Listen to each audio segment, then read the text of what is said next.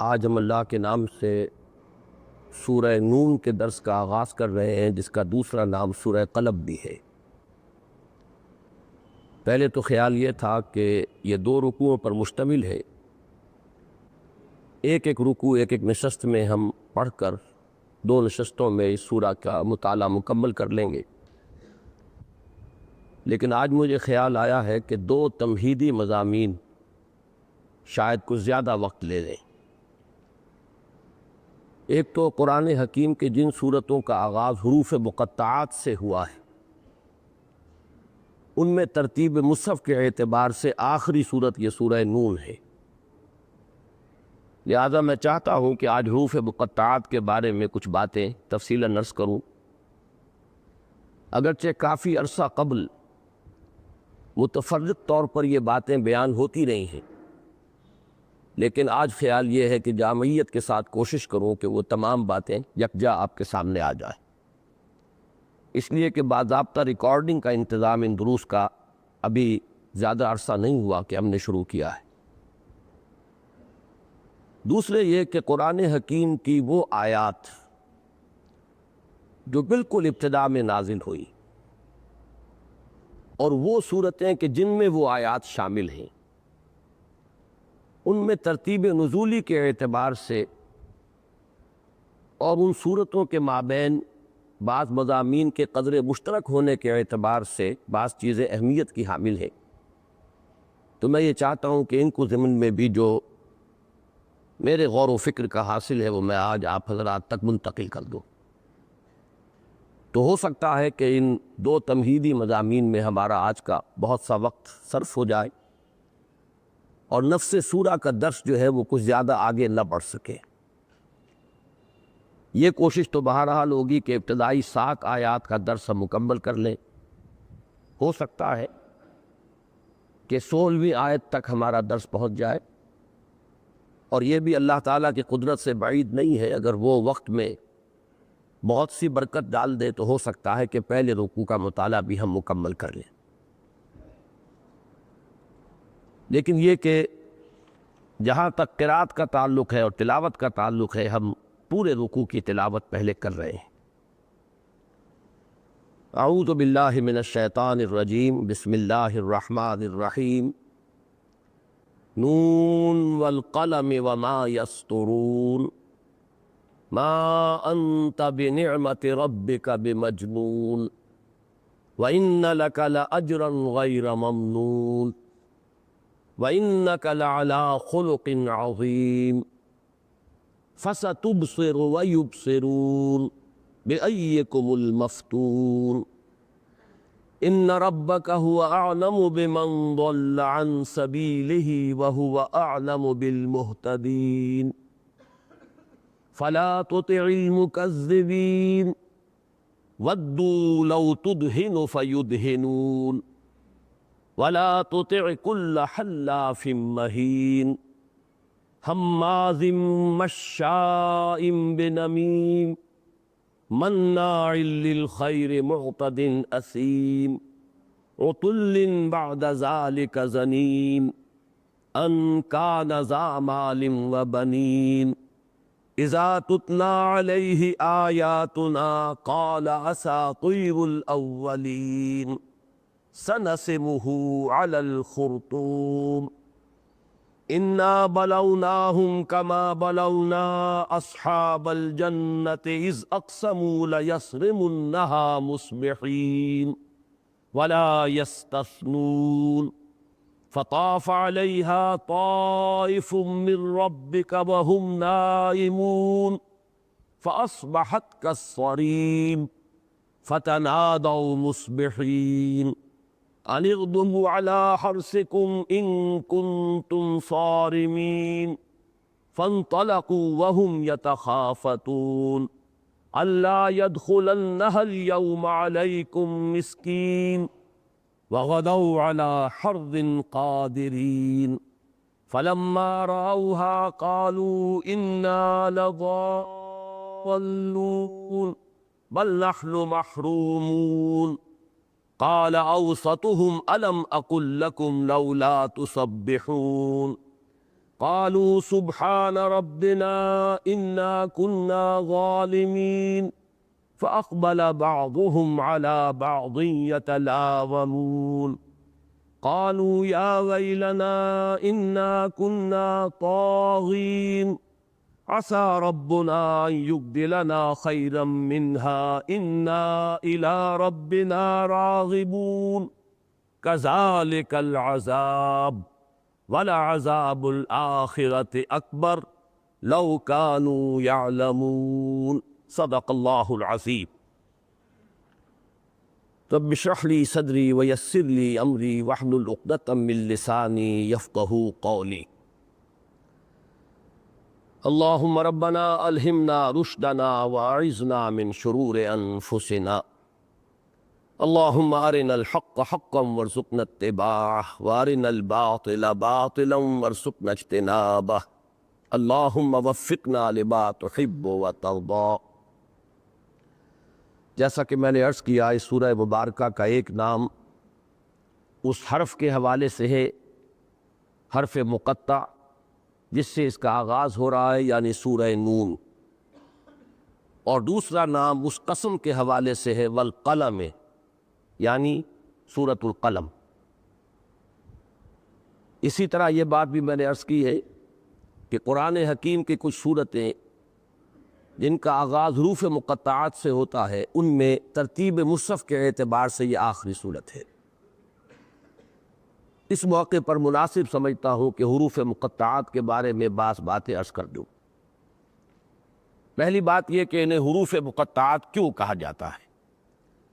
قطع یقطع تقطیعاً کے معنی ہے کسی شے کے ٹکڑے ٹکڑے کر دینا، چونکہ ان حروف کو پڑھا جاتا ہے علیحدہ علیحدہ ٹکڑے ٹکڑے کر کے، الف لام میم، علم نہیں پڑھیں گے اس کو، بلکہ یہ کہ ہر حرف کو جدا جدا پڑھیں گے، کاف ہا یا عین صاد، ہر حرف علیحدہ علیحدہ، اس لیے انہیں حروف مقطعات کا نام دیا گیا ہے۔ عربی زبان کے حروف تہجی یا حروف الہجا جو ہے ان کے بارے میں ایک اختلاف ہے، وہ 29 ہیں یا 28 ہیں۔ اگر الف اور حمزہ کو ایک حرف مانا جائے تو 28 بنیں گے، انہیں علیحدہ علیحدہ شمار کیا جائے تو 29 ہے۔ اس کے حوالے سے یہ بات آسانی سے یاد رکھی جا سکتی ہے کہ قرآن حکیم کی 114 صورتوں میں سے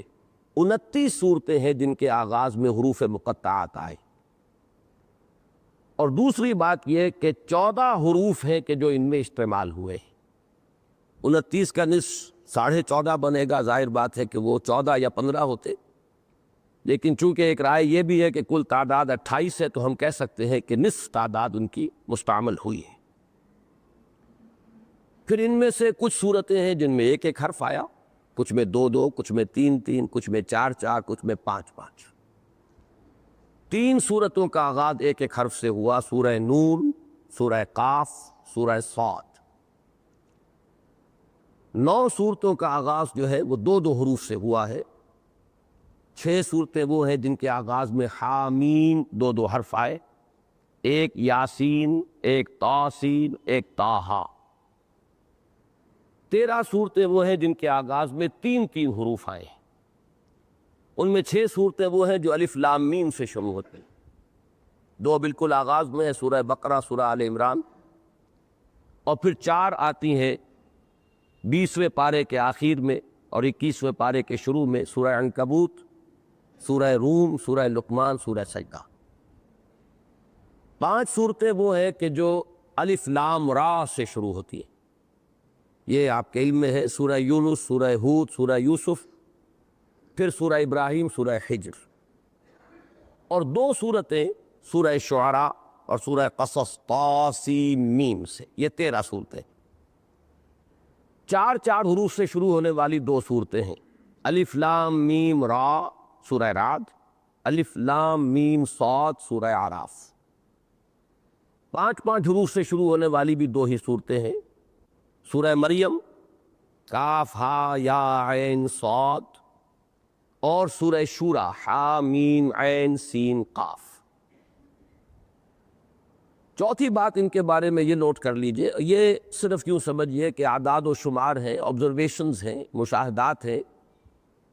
ان کے معنی اور مفہوم سے کوئی براہ راست تعلق نظر نہیں آتا، لیکن یہ ہے کہ غور و فکر کے لیے انسان کے سامنے اگر یہ اعداد و شمار موجود رہے تو اس سے پھر راستے کھلتے۔ جو تختی ہے حروف الہجا کی، اس کے ابتدائی حصے میں سے بہت کم حروف لیے گئے۔ الف، اس کے بعد با نہیں، تا نہیں، سا نہیں، جیم نہیں، پھر ہا آئے گا، پھر خا نہیں، دال نہیں، زال نہیں، پھر را آئے گا۔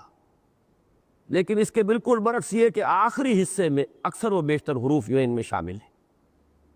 قاف، کاف، لام، میم، نون، یہ تمام حروف ان میں آئے۔ واو نہیں ہے، اس کے بعد ہا بھی ہے اور یا بھی ہے۔ تیسری دلچسپ بات یہ ہے کہ یہ درمیان میں جو حروف ہیں عربی تختی میں، حروف الہجا میں، وہ اکثر جوڑوں کی شکل میں ہے، جن میں سے ایک حرف بغیر نقطے کے ہے اور ایک حرف نقطے والا ہے۔ دال، زال، پھر را، زا۔ ان میں سے دال، زال میں سے تو کوئی استعمال نہیں ہوا ہے ان میں، لیکن بقیہ جوڑوں میں آپ دیکھیں گے کہ نقطے والا حرف استعمال نہیں ہوا ہے، بغیر نقطے والا استعمال ہوا۔ را ہے، زا نہیں ہے، سین ہے، شین نہیں ہے، صاد ہے، ضاد نہیں ہے، طا ہے، ظا نہیں ہے، عین ہے، غین نہیں۔ بس یہ یوں سمجھیے کہ اعداد و شمار ہیں، آبزرویشنز ہیں، مشاہدات ہیں۔ ایک ان کے بارے میں یہ بات بھی دلچسپ ہے کہ ان میں سے کس کو آیت قرار دیا گیا، کس کو نہیں۔ اور یہ معاملہ بھی جیسے کہ ایک اصطلاح میں نے ترتیب مصحف کے اعتبار سے بار بار آپ کے سامنے رکھی ہے اس مضمون کے ضمن میں، کہ یہ تمام امور توقیفی ہیں، یعنی کوئی قاعدہ کلیہ ایسا نہیں ہے، وہ صرف و نحو کا ہو یا اور کسی منطق کا اصول ہو، کہ اس کے حوالے سے ان باتوں تک کوئی شخص خود رسائی حاصل کر سکے، بلکہ وہ باتیں کہ جو موقوف ہیں اس پر کہ ہمیں حضور سے معلوم ہوئی، اور کوئی ہمارے پاس اس کے لیے کوئی ضابطہ، کوئی قانون، کوئی دلیل، کوئی منطق کا اصول، کوئی صرف و نحو کا اصول نہیں ہے، ان امور کو ہم کہتے ہیں امور توقیفیہ، یعنی موقوف ہے ان کا علم نبی اکرم صلی اللہ علیہ وسلم کے بتانے پر۔ انہی میں سے یہ بات بھی ہے کہ ان میں سے کن کو آیت شمار کیا گیا، کن کو نہیں۔ ایک بات تو بہت واضح ہے اور اس میں کچھ اصول بھی کار فرما نظر آتا ہے کہ ایک ایک حرف جو ہے، جیسے نون، صاد اور قاف، انہیں آیت شمار نہیں کیا گیا۔ دو دو حروف جو ہیں اکثر و بیشتر آیات شمار کیے گئے، سوائے طا، سین کے۔ اب کیا وجہ ہے یہ ہم نہیں جانتے، واللہ عالم۔ ہو سکتا ہے ان حقائق کو سامنے رکھے غور کریں تو کبھی کسی کے سامنے کو نقطہ آ جائے۔ اسی طرح عجیب بات یہ ہے کہ تین تین حروف میں الف لام میم جن صورتوں میں آیا وہ ایک ایک پوری آیت شمار ہوئی۔ الف لام را کو آیت شمار نہیں کیا گیا،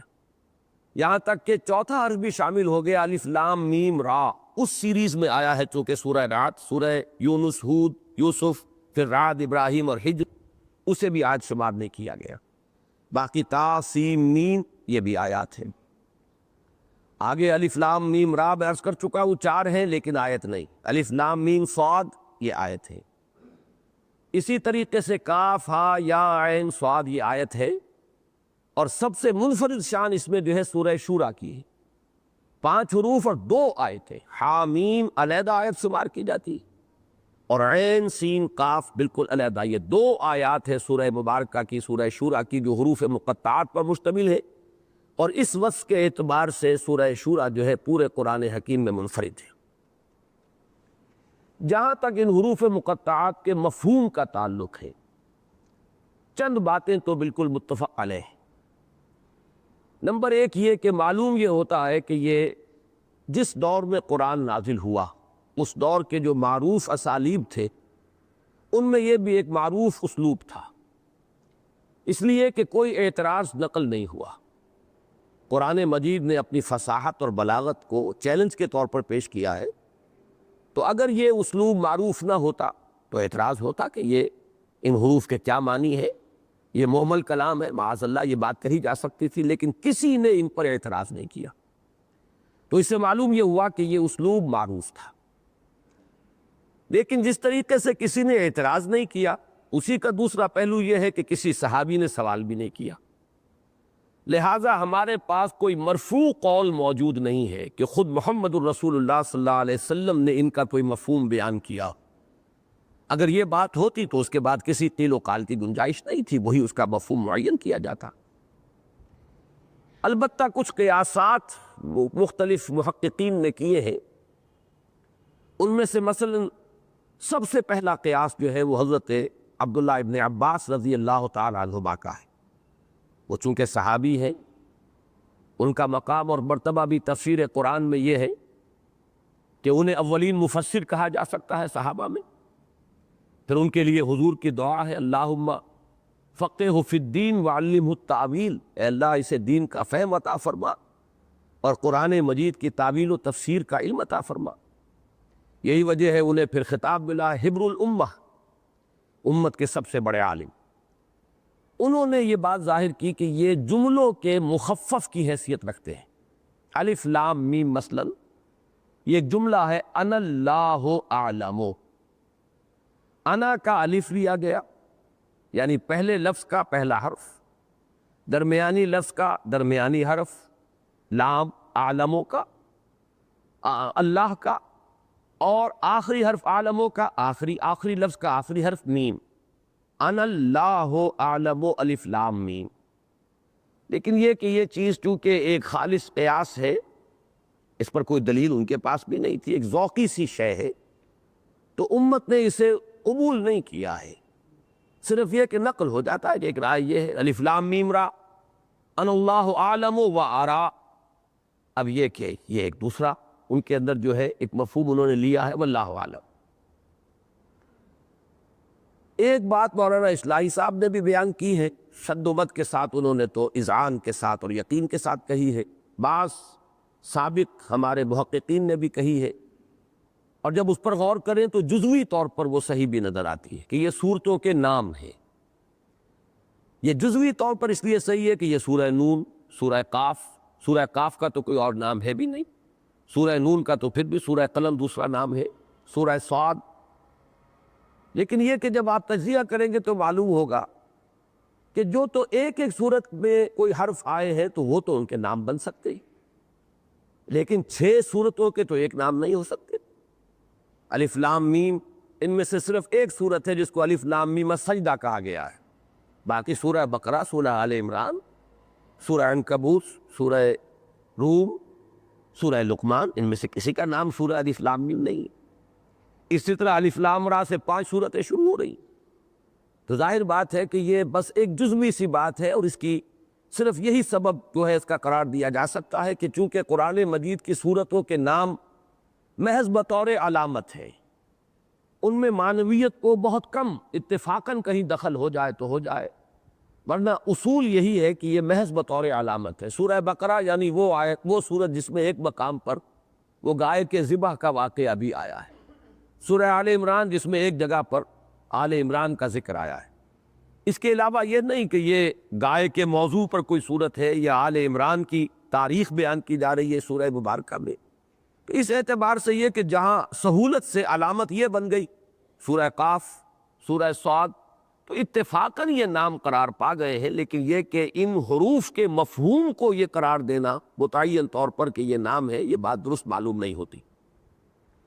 البتہ ایک تیسری بات جو مولانا کے استاد مولانا حمید الدین فراہی رحمۃ اللہ علیہ نے فرمائی ہے، اس میں بڑی گہرائی ہے۔ ان کا کہنا یہ ہے کہ بعض زبانیں ایسی ہیں دنیا کی کہ جن کے جو الفابیٹس ہیں، حروف ہجا، وہ مختلف اشیاء کی شکلوں سے ماخوذ ہیں۔ چینی زبان بھی ایسی ہے،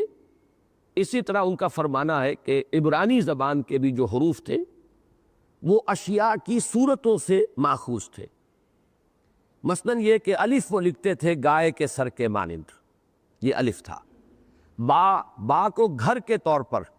جیسے گھر میں 4 دیواری ہوتی تھی، چھت کا رواج تو بہت بعد میں آیا ہے، پہلے تو گھر یہی ہوتے تھے کہ صرف ایک 4 دیواری کہہ لیں یا ایک باڑا سا ہے، تو با جو ہے بیت کہتے بھی گھر کو ہے۔ یہ الفا بیٹا بیت، یہ وہیں سے چلے ہوئے یہ تمام کے تمام الفاظ ہیں، تو یہ بیت ہے، گھر کے معنی میں آتا ہے۔ اسی طرح جیم جو ہے وہ اونٹ کے سر کے مشابہ وہ جو اس کی گھنڈی بنتی ہے، تو یہ جیمل ہے، جیمل جمل اونٹ۔ اسی طریقے سے طا جو ہے، توئے جسے ہم کہتے ہیں اردو میں، یہ سانپ کے مانند لکھی جاتی ہے، جیسے کہ سانپ کا ایک پھن کھڑا ہو اور پھر وہ نیچے کنڈلی ماری ہوئی ہو، تو وہ اس سے یہ شکل جو ہے ماخوذ ہے۔ اب انہوں نے اشارات کیے ہیں کہ جن صورتوں میں حضرت موسیٰ علیہ السلام کا ذکر ہے خصوصیت کے ساتھ، اور جن میں وہ اژدہا کا اور سانپ بن جانے والا معجزہ جو ان کا ذکر ہے، ان میں آپ دیکھیں گے تا ہا تا سین تا سیم میم، تا جو ہے وہ ان میں حرف مشترک کے طور پر ملے گا۔ تو یہ کچھ اشارات ہیں، اور اس میں چونکہ اس سورہ مبارکہ کا خاص طور پر تعلق جو ہے اس تیسری جو بھی ایک تعبیر ہے اس سے جڑ جاتا ہے، یہ خصوصیت کے ساتھ اس کی مثال بنتی ہے کہ نون جو ہے، نون کہتے بھی مچھلی کو ہے، لکھا بھی جاتا ہے مچھلی کے مانند۔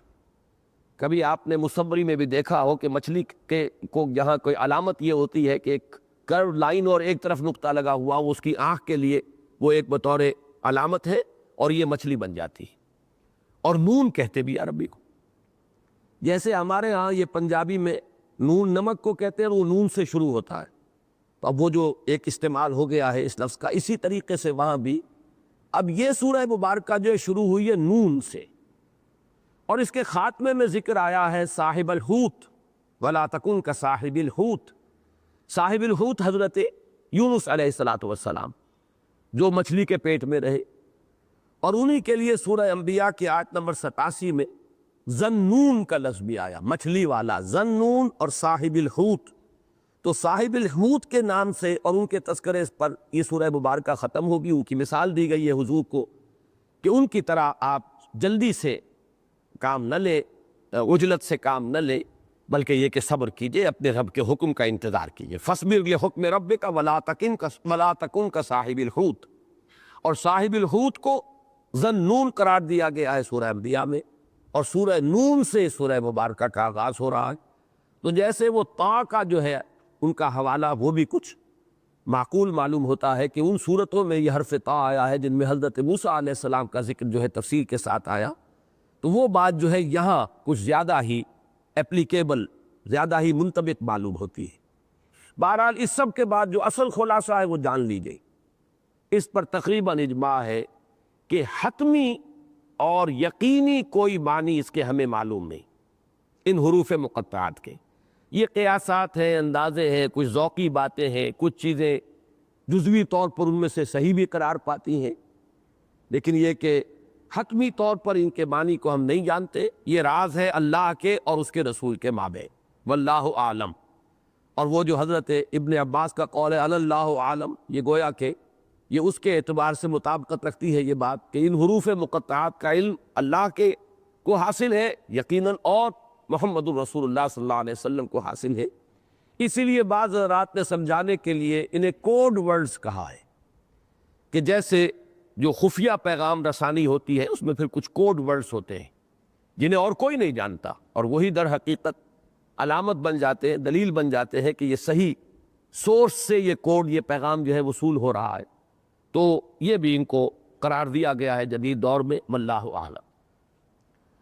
تو حروف مقطعات کے بارے میں تو مجھے یہی عرض کرنا تھا۔ اب دوسرا مضمون، قرآن حکیم میں ترتیب نزولی کے اعتبار سے اس میں بھی یہ بات میں عرض کر دوں کہ اس میں قیاسات بھی ہیں، بہت سی چیزیں ہمارے پاس مدلل بھی ہیں، ان کی بنیادیں بھی ہیں، لیکن کوئی حتمی اور یقینی بات ہم ترتیب نزولی کے بارے میں نہیں جانتے۔ البتہ چند باتیں جو ہے وہ مجمع علیہ ہیں، ان پر اجماع ہے، ان پر اتفاق ہے، متفق علیہ۔ نمبر ایک یہ کہ پہلی وحی وہ 5 آیات ہے کہ جن سے سورہ علق کا آغاز ہوتا ہے۔ اقرأ بسم ربک الذی خلق، خلق الانسان من علق، اقرأ وربک الاکرم الذی علم بالقلم، علم الانسان ما لم یعلم۔ اگرچہ حضرت جابر رضی اللہ تعالیٰ عنہ سے ایک روایت میں ایک مغالطہ سامنے آ جاتا ہے کہ الفاظ بظاہر ایسے ہیں کہ گویا کہ ان کی رائے یہ تھی کہ پہلی وحی سورہ مدثر کی ابتدائی 7 آیات ہے، لیکن اسی روایت کے اندر اس کے اندر داخلی شہادت موجود ہے کہ جس سے یہ ثابت ہو جاتا ہے کہ یہ وہاں پر مراد نہیں ہے، الفاظ اگرچہ اس معنی کے حامل ہے، اس لیے کہ اس روایت میں بھی سورہ مدثر کی 7 آیات کی شان نزول میں جو واقعہ بیان ہوا ہے اس میں یہ الفاظ موجود ہیں کہ میں نے جب آسمان کی طرف سر اٹھایا تو میں نے دیکھا کہ وہی فرشتہ جو میرے پاس حرا میں آیا تھا اب افق پر ہے، اور پورا افق جو ہے اس سے بھر گیا ہے۔ تو معلوم ہوا کہ وہ حرا کی پہلی ملاقات کا ذکر اس میں موجود ہے، اور روایات سے یہ معلوم ہوتا ہے کہ وہ پہلی ملاقات جو حضرت جبرائیل سے ہوئی ہے اس میں وہ آیات نازل ہوئی۔ تو گویا کہ صرف ایک روایت جو ہے وہ ذرا سی اشتباہ کی حامل ہے، لیکن اس میں خود داخلی طور پر گواہی موجود ہے کہ وہ پہلی وحی نہیں ہے۔ تو پہلی وحی گویا کہ متفق علیہ ہے یہ بات کہ وہ سورہ علق کی ابتدائی 5 آیات ہے۔ اس پر بھی اجماع ہے کہ پہلی مکمل سورت جو حضور پر نازل ہوئی ہے صلی اللہ علیہ وسلم وہ سورہ فاتحہ ہے۔ تیسری بات یہ کہ جو ابتدائی آیات ہیں سورہ نون کی جو آج ہم پڑھیں گے انشاءاللہ، سورہ مزمل کی 7 یا 10 آیات، اسی طریقے سے سورہ مدثر کی 7 آیات، اسی طرح سورۃ اللہب، یہ بھی بالکل ابتدائی دور کی آیات ہیں۔ سورہ لہب مکمل اور باقی یہ آیات، یہ چیزیں بھی مجمع علیہ۔ البتہ یہ کہ ان میں ترتیب کیا ہے اس کو یقین کے ساتھ تو کوئی شخص نہیں کہہ سکتا، لیکن یہ کہ بہت سے حضرات نے جو اپنی تحقیق کے نتیجے میں جو ترتیب قائم کی ہے ان میں سے مجھے ان حضرات کی رائے سے اتفاق ہے جن کی رائے یہ ہے، اب یہ آپ نوٹ کر لیں، کہ پہلی وحی 5 آیات سورہ علق کی، دوسری وحی 7 آیات سورہ نون یا سورہ قلم کی جو آج ہمیں پڑھنی، تیسری وحی 7 یا 10 آیات، اس پر میں حتمی بات جب سورہ مزمل تک ہم پہنچیں گے پھر عرض کروں گا، وہ سورہ مزمل کی، چوتھی وحی تیقن کے ساتھ تعین کے ساتھ 7 آیات سورہ مدثر کی، پانچویں وحی سورہ فاتحہ کامل، اور چھٹی وحی سورۃ اللہب کامل۔ اس میں ایک ترتیب بڑی قائم ہو جاتی، 5 پھر 7 7 7 7 پھر 5۔ یہ ایک رائے ہے، جیسا کہ میں نے عرض کیا ہے اس میں بھی حتمی طور پر یقینی طور پر بات نہیں کہی جا سکتی، لیکن یہ ہے کہ جو بھی مختلف آراء قائم کی گئی ہیں تھوڑا تھوڑا سا فرق ہے، اس میں کوئی اختلاف نہیں کہ یہ آیات جو ہے یہ یقیناً انتہائی ابتدائی دور کی، ان میں سے کون سی پہلی کون سے بعد میں اس میں کوئی اختلاف ہو سکتا ہے، لیکن مجھے اس ترتیب سے اتفاق ہے۔ اب وہ 4 صورتیں کہ جن میں یہ ابتدائی آیات شامل ہیں، 2 صورتیں تو ان میں وہ ہے کہ جو کامل ہیں، سورۃ الفاتحہ، سورۃ اللہب،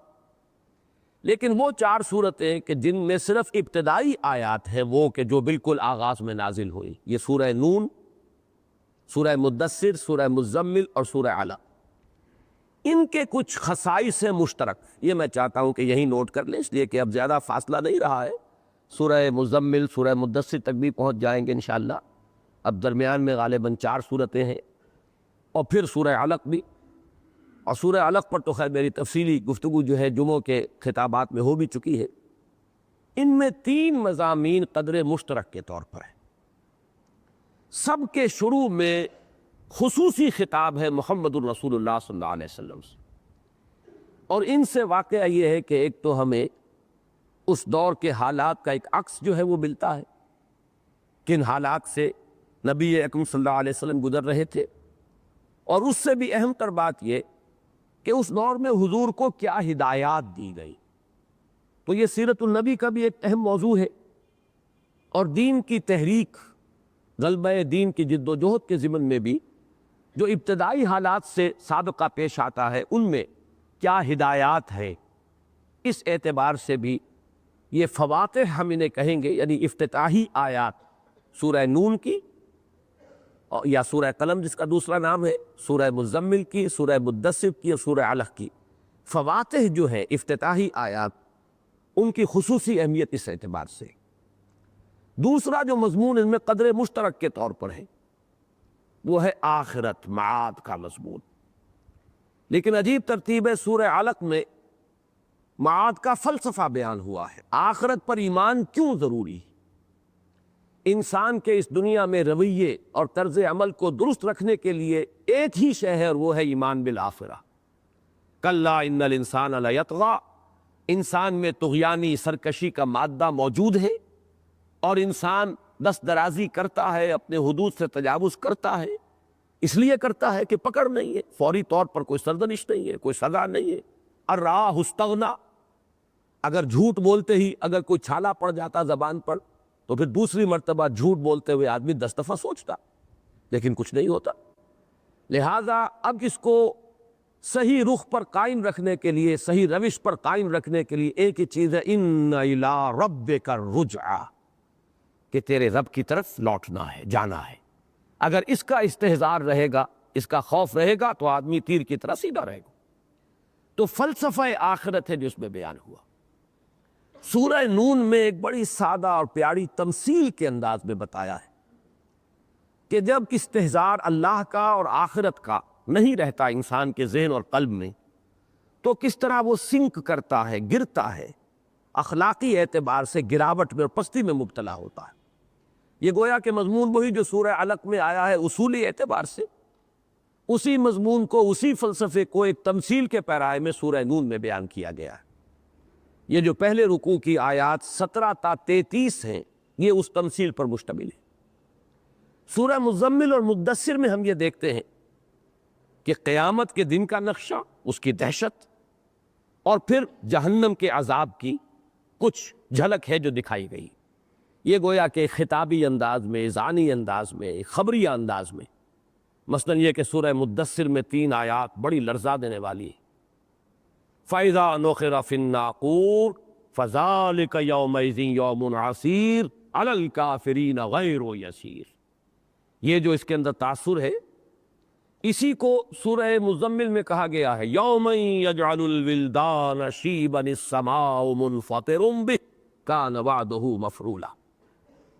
اسی طرح آگے چل کر سورہ مدثر میں فرمایا، سأصلیہ سقر وما ادراک ما سقر لا تبقی ولا تذر لواحۃ للبشر علیہا 19۔ اور سورہ مزمل کے اندر، ان لدینا انکالا وجحیما وطعاما ذا غصۃ وعذابا الیما۔ اب یہ انداز جو ہے، یہ میں نے چاروں صورتوں کا صرف اجمالی تذکرہ کر دیا۔ پہلے حصے میں ہر صورت کے اندر آپ کو حضور سے خصوصی خطاب ملے گا، واحد کے صیغے سے خطاب ہے، اور ایک داعی کی حیثیت سے اور فرائض نبوت کے جو ابتدائی مراحل اور مسائل تھے ان کے اعتبار سے ان کی بڑی اہمیت ہے۔ تو عملاً کسی بھی اسلامی دعوت اور اسلامی تحریک میں جو بھی لوگ شامل ہوں، ان کے لیے ابتدائی مسائل اور حالات جن سے وہ دوچار ہوتے ہیں، ان کے اعتبار سے بڑا عملی سبق ہے۔ ثانیاً آخرت کا تصور، اور وہ دونوں اعتبارات سے فلسفہ اس کا 3 آیات میں سورہ علق میں آ گیا، اسی کی تمثیل کے پیرائے میں مزید وضاحت سورہ نون میں ہو گئی، اور قیامت کے دن کی دہشت اور جنت اور جہنم کے عذاب کی جو سختی ہے اس کی جھلک یہ سورہ مزمل اور مدثر میں دکھا دی گئی۔ تیسرا مشترک مضمون جو ہے ان چاروں صورتوں کا، وہ ہے معاندین اور مخالفین کا تذکرہ، اور اس میں خاص طور پر ذرنی والمکذبین اولی النعمہ، ذرنی ومن خلقت وحیدا، ذرنی ومن یکذب بہذا الحدیث۔ اے نبی چھوڑیے مجھے اور ان کو، یہ جو مخالفین ہیں، معاندین ہیں، جو آپ کی مخالفت پر قبر بستہ ہو گئے۔ ظاہر بات ہے کہ یہ جو حصے ہیں ان صورتوں کے، یہ بالکل ابتدائی دور کے نہیں ہو سکتے، یہ کچھ نہ کچھ اس دور میں نازل ہوئے ہیں جبکہ کشمکش شدت اختیار کی گئی تھی، جبکہ تکذیب ہو رہی تھی، جبکہ استہزاء ہو رہا تھا، تمسخر ہو رہا تھا، تو جبکہ سرمایہ دار لوگوں نے اور چودھریوں نے حضور کی مخالفت اعلانیہ شروع کر دی تھی۔ بالکل آغاز میں تو ایسا نہیں تھا، یہ بعد میں تفصیل سے جب ان صورتوں کو پڑھیں گے تو ظاہر ہے کہ ان آیات کے نزول میں فصل ہے زمانی اعتبار سے، لیکن یقیناً کوئی حکمت ہے جس کی بنا پر انہیں جمع کیا گیا ہے۔ 3 حصے 3 صورتوں کے اندر جمع کر دیے گئے، سورہ علق میں بھی، سورہ نون میں بھی، مدثر میں بھی، مزمل میں بھی۔ اس میں ذرا جو ایک خاص بات نوٹ کرنے کی ہے، چونکہ اس سورہ مبارکہ میں جو کردار بیان آئے گا، اس کردار جو بیان ہوگا اس کے ضمن میں اس کی وضاحت جو ہے درکار ہوگی،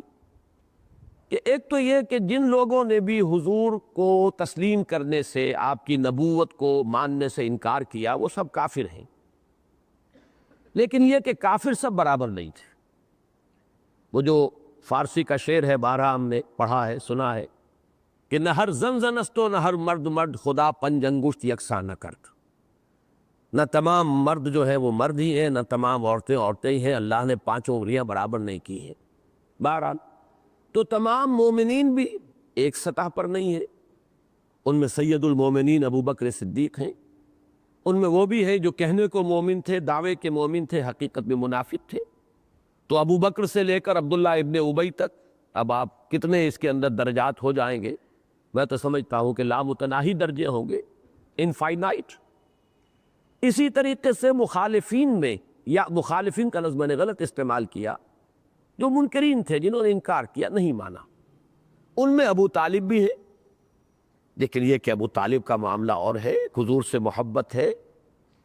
اور وہ محبت صرف رشتہ داری کی بنیاد پر نہیں ہے، اس لیے کہ رشتہ داری تو وہی رشتہ داری ابو لہب کے ساتھ بھی تھی۔ اس کا مطلب ہے کوئی نہ کوئی طبیعت کی مناسبت بھی تو ہے،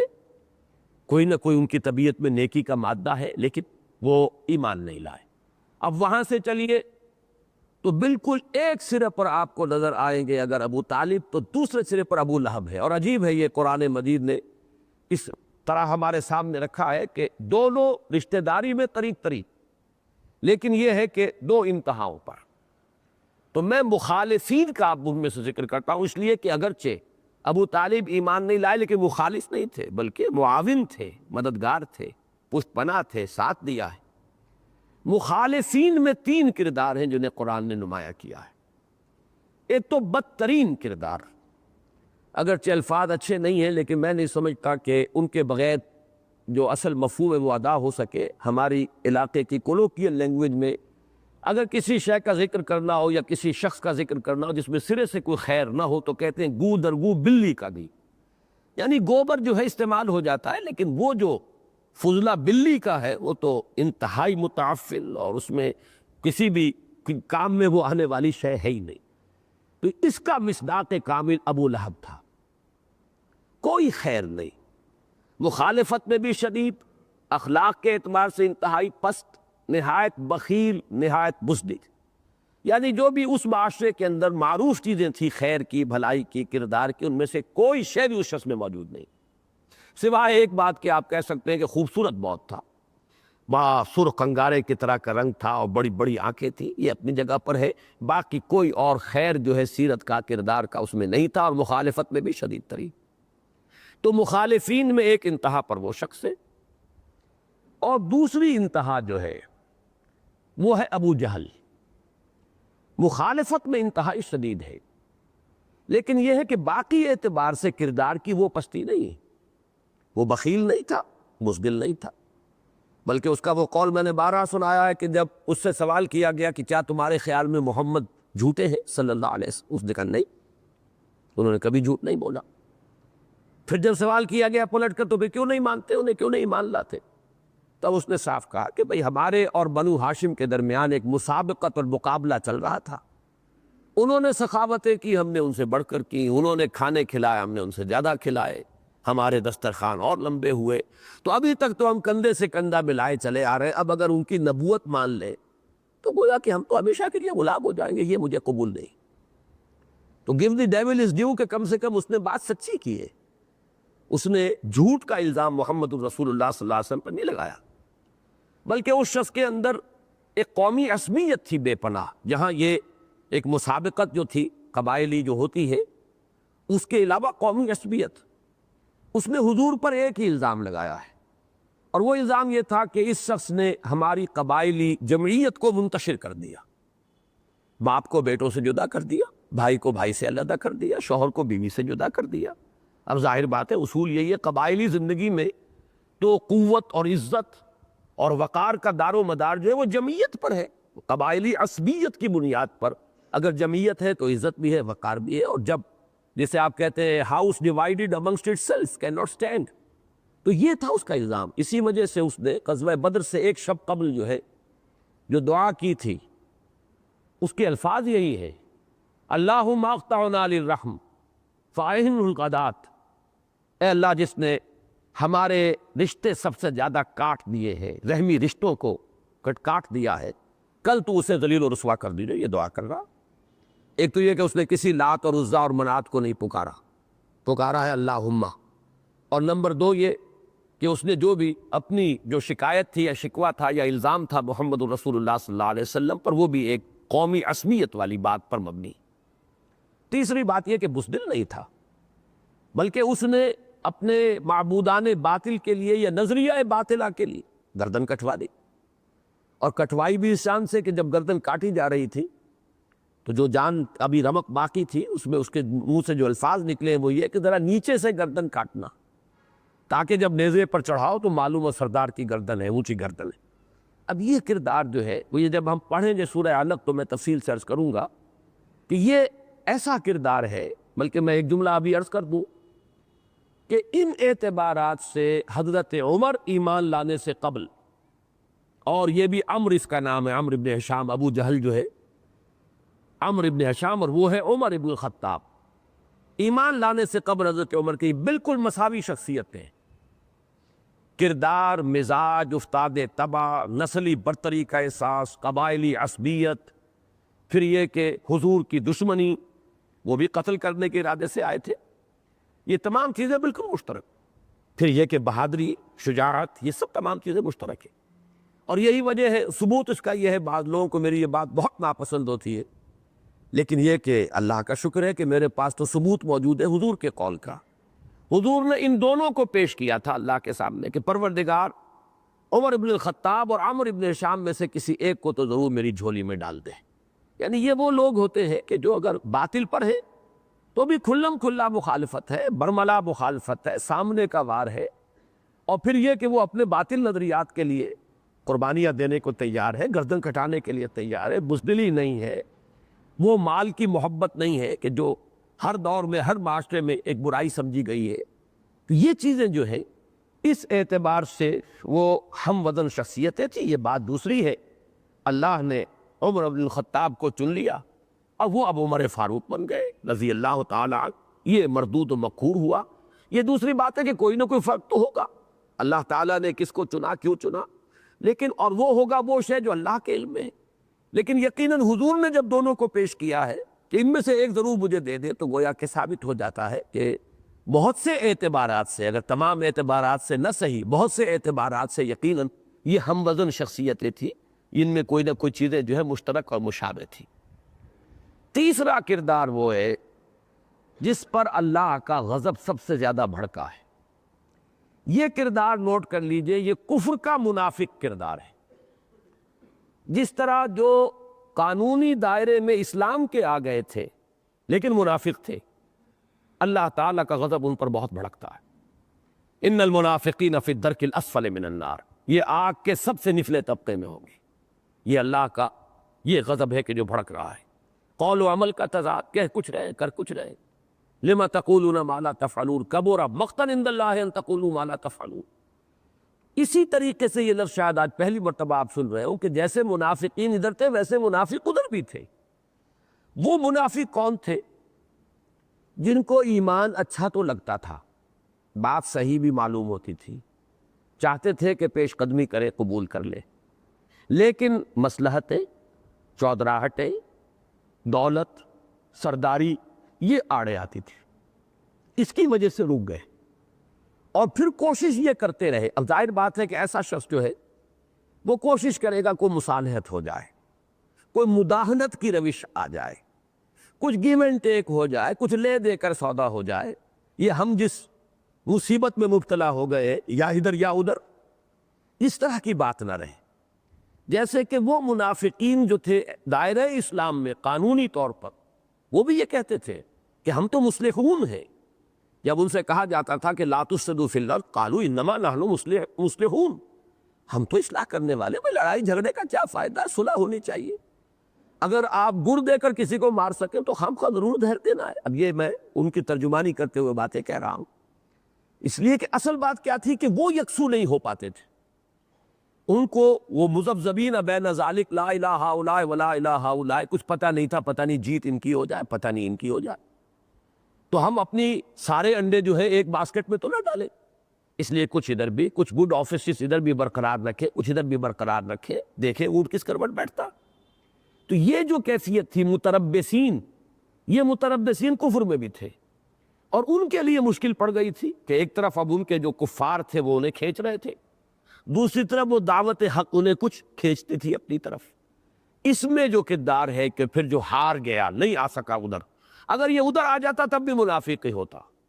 لیکن وہ اس پالے کو بھی پار نہیں کر سکا بلکہ محروم رہ گیا۔ یہ کردار ہے ولید ابن مغیرہ کا سب سے نمایاں۔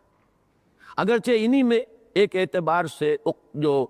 عتبہ ابن ربیعہ ہے ان کو بھی شامل کیا جا سکتا ہے۔ صلح جو قسم کے لوگ، دنگا فساد نہ ہو، معاملات کو دیکھو، ابھی چھوڑو حالات کو دیکھو، تیل کی دار دیکھو، لیکن یہ کہ ان میں یہ چونکہ بہت سرمایہ دار تھا، بڑا چودھری تھا، بہت صاحب جائیداد تھا، اس کی طائف میں بھی جائیداد تھی، مکے میں بھی جائیداد تھی، دولت کے انبار تھے، تو یہ شخص مؤثر بہت تھا اس معاشرے کے اندر۔ اس اعتبار سے سورہ مدثر میں تو تعین کے ساتھ اسی کا ذکر ہوا ہے۔ سورہ علق میں ابو جہل کا ذکر، سورہ لہب جو بدترین تھا اس پر پوری صورت آ گئی، سورۃ اللہب، ابو لہب کے بارے میں۔ سورہ علق میں ابو جہل، اور یہ جو شخص ہے یہ سورہ مدثر میں تو تعین کے ساتھ اسی کا ذکر ہے، تو اس میں کوئی اختلاف نہیں۔ ذرنی ومن خلقت وحیدا وجعلت له بالا ممدودا وبنین شہودا، یہ جو ہے الی الآخر۔ اس سورہ مبارکہ کے بارے میں کچھ اختلاف ہے، اس لیے کہ یہاں جمع کا صیغہ اختیار کیا گیا ہے، اور جمع کے صیغے سے بات شروع ہوتی ہے تو پھر، لیکن یہ کہ اکثر لوگوں کا اس پہ تقریباً اتفاق ہے کہ یہاں بھی ولید ابن مغیرہ ہی کی شخصیت ہے جو سامنے آئی۔ بعض حضرات نے اخنس ابن شریح کا نام بھی لیا ہے،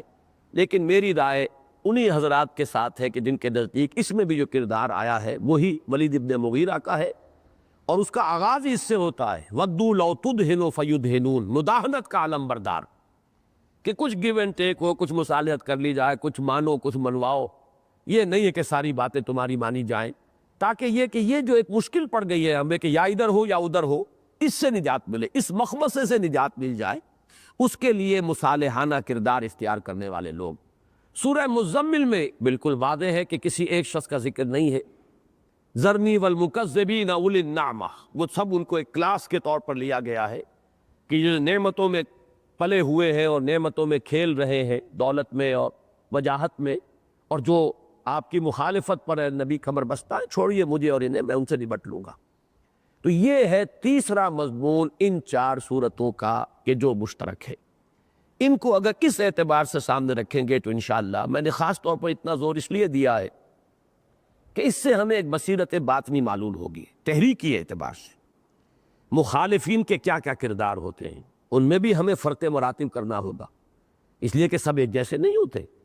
وہ جو کردار، یعنی وہاں پر جو بھی انکار کرنے والے تھے، جنہوں نے تسلیم نہیں کیا حضور کی نبوت و رسالت کا اقرار نہیں کیا، کم سے کم ان میں ابو طالب کو بھی شمار کرنا پڑے گا۔ باقی مخالفین میں تو ظاہر بات ہے ابو طالب نہیں ہے، تو ابو لہب کا کردار بھی ہے، ابو جہل کا کردار بھی ہے، اور ولید ابن مغیرہ کا کردار بھی ہے۔ یہ تین کردار آپ کو ہمیشہ ملیں گے مخالفین کے اندر، کہ ان کے بارے میں کس کس کے بارے میں کیا انداز بیان ہے، قرآن مجید کا اسلوب کیا ہے، اس سے ہمیں ایک گہرائی ملے گی باطنی بصیرت کے اندر۔ اور ابتدائی حصہ تو جیسا کہ میں نے عرض کیا ہے وہ بہت ہی اہم ہے کہ ابتدائی دور میں جو مسائل اور حالات ہوتے ہیں ان میں رہنمائی جو ہے وہ ہمیں اس سے ملے گی۔ تیسری حقیقت یہ سامنے آتی ہے کہ دعوت اسلامی میں اصل ایمفیسس جو ہے وہ آخرت پر، انذار آخرہ، ایمان بالآخرہ،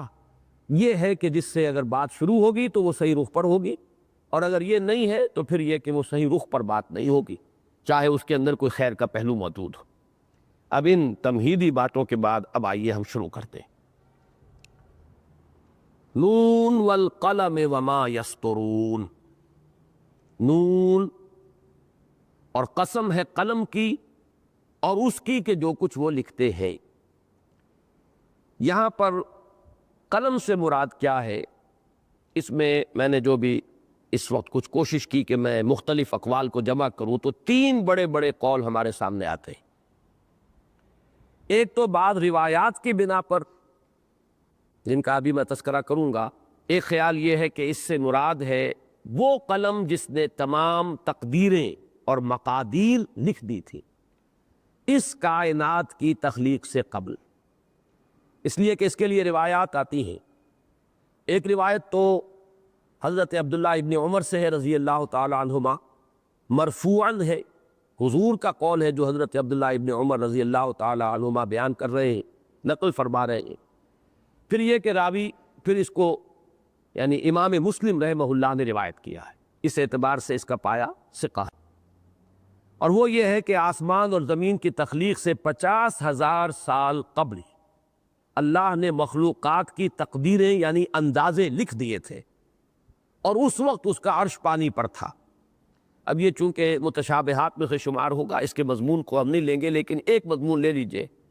کہ یقیناً علم خداوندی میں، جیسا کہ میں نے سورہ ملک کے حوالے سے بھی عرض کیا تھا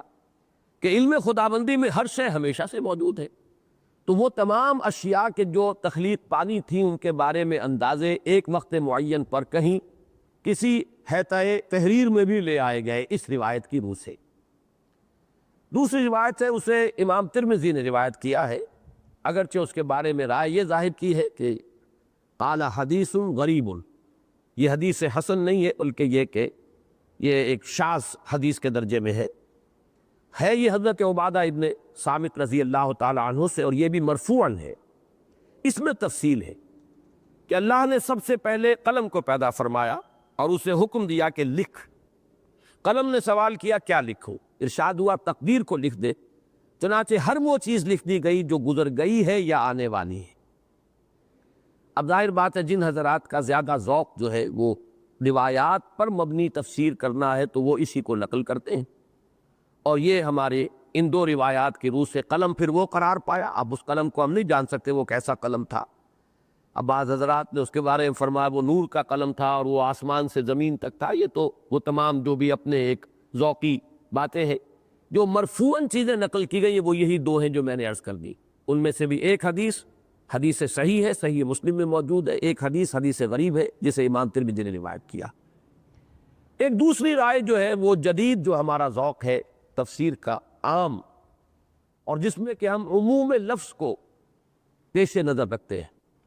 کہ اس سے مراد ہے ہر قلم اور جو کچھ اس سے لکھا جاتا ہے، اور اس کا در حقیقت رشتہ جوڑا جاتا ہے پہلی وحی سے۔ اس میں بھی چونکہ الفاظ آئے ہیں الذی علم بالقلم اقرا وربک الاکرم الذی علم بالقلم، یعنی انسانی علم جو بڑھا ہے، اس نے جو ترقی پائی ہے وہ قلم کے وسیلے سے، اس لیے کہ ہر نسل نے ہر دور میں کچھ معلومات حاصل کی، وہ معلومات اگلی نسل تک